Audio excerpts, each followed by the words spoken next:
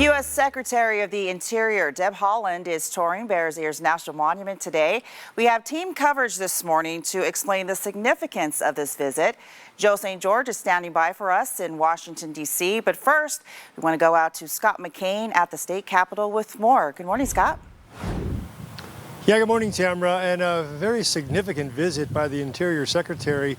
This coming as President Biden is making his determination as to whether or not he will restore the Bears Ears National Monument to its original size, and that happening during the tail end of the Obama administration.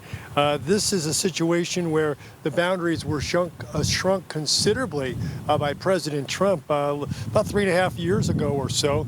The boundaries, again, those along with the Grand Staircase-Escalante monument also shrunk by President Trump. Now, Governor Spencer Cox says he fully expects the Bears Ears to expand again, but he also says he hopes we can stop this ping pong back and forth nature of the national monument designations under Republican, then Democratic presidential administrations. There is a road to consensus. Whether or not the parties are willing to go all the way down that road remains to be seen, but this is a good first step. I suspect that it will be increased for sure. Whether it's increased to its original size or not will depend on what happens in these discussions. Yeah, regardless of what happens, Governor Cox says he hopes that the federal government will, at the very least, depending on what the determination is made, ultimately, that we get some more resources from the feds to help manage these parks. And, you know, this is a situation where they're so vast and so big, they could use that extra help, extra funding, whatever the case may be. The governor is hoping for more of it. We'll, of course, be following the Interior Secretary's visit throughout the day today, bring our viewers the latest as we get it. But for now, we're live in Salt Lake City. Scott McCain, Fox 13 News, Utah. Thanks so much, Scott.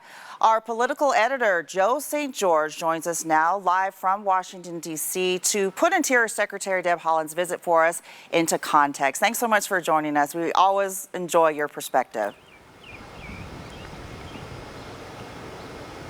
Hey, yes, good morning to you. And you know, the visit and the debate is really a microcosm of what's happening all across the country, specifically though in the West and the Southwest. The debate over how much land should be protected. What exactly does protections look like? And you know what? It's a debate that Washington hasn't quite figured out. As you know, there's a delicate balance here, and Washington's trying to figure out. So not only what happens in Utah impacts Colorado, potentially, similar debates happening there, New Mexico, which the new secretary is certainly familiar with as well. So a lot going on, a consequential visit, a significant visit indeed, and we shall see what news eventually comes out and how it impacts other states. A lot of people will be watching Utah today and this visit.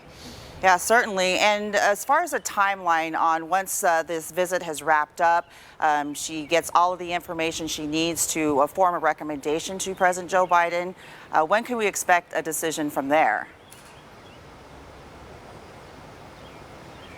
You know, I'll be honest with you, this White House has been very methodical so far in their approach. You know, take for instance the issue of student loan debt, right? And, you know, the president could have, in theory, come in and change it immediately, but they're taking their time. We might not know this something like that for months. So I would not expect it to be done urgently, but certainly the White House is aware of their responsibility to issue some new guidelines and some new environmental recommendations.